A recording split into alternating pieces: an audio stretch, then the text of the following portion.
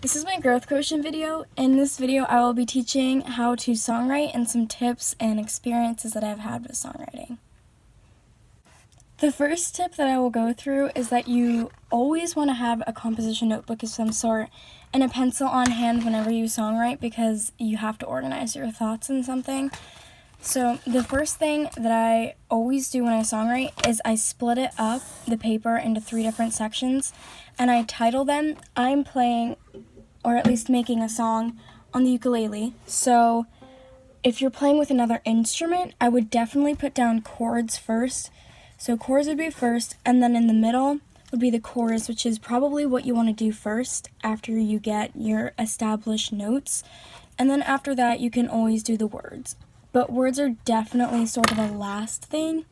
And before you do all of this stuff, you're going to want to come up with the genre of the song.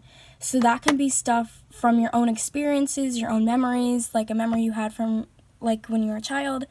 It can be anything you want. There's not really any limits to what you want to songwrite about. It's kind of just a choose your own adventure path.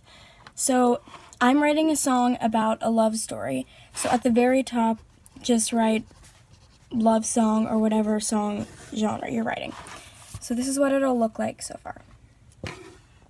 Just another tip, songwriting does tend to take kind of a long time because the words and the chords are kind of difficult to fit together sometimes, but in my experience, you kind of just have to keep pushing through because this is my second song that I'm writing.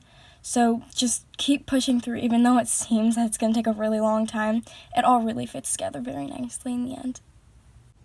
So the chords that I chose with my song are C, and then E minor, and then A, F. So it's best to have 4 chords, and I always repeat those during the chorus because I find that a lot easier.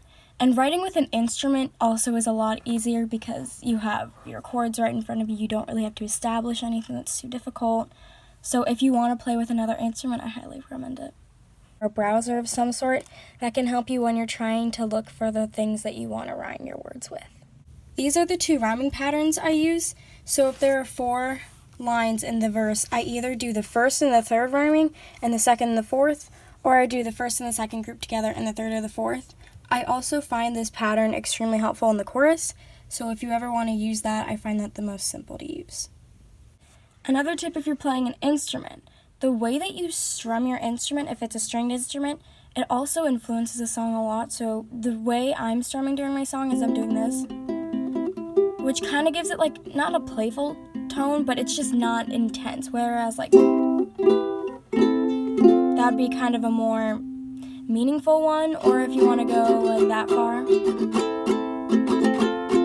So I just find the way that you play your instrument, whether it be just your voice or an actual stringed instrument, can also influence the mood and the tone of the song. So it's been about 3 hours since I last talked, and I came out with the verses, the 2 verses. I always do a verse, a chorus, a verse, and then it'll either be an ending chorus or a bridge that can then go into another chorus. That is what I usually use for my outline of the song.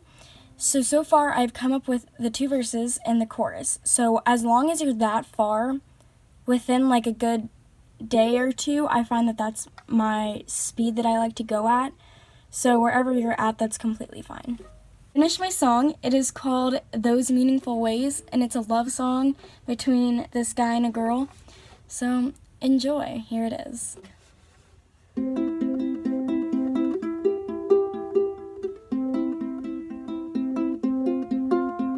He sees her standing there all alone by herself, 'cause not one person seems to care. And though she camouflages in with the background, he will always know that smile and pick her out of a crowd. If he could tell her in 1,000 ways, but he won't because he's shy and she won't reciprocate. So then he lies in his bed awake and sings this little song that helps him through the pain. And she won't see what I see or how much she means to me.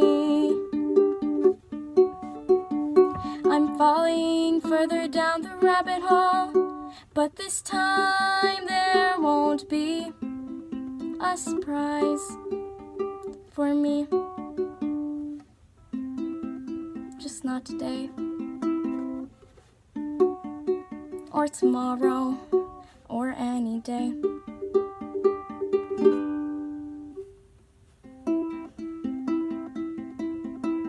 She sees him standing there, all alone by herself, but one day she meets a stare, and then she feels this growing warmth inside her that she's never felt before.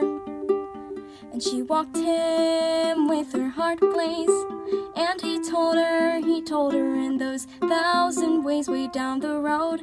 It comes to their wedding day, and he told her what he nowadays will say.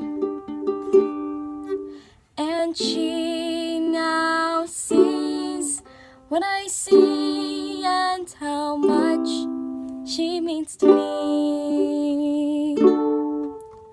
I'm falling further down the rabbit hole, but this time the surprise is you to me.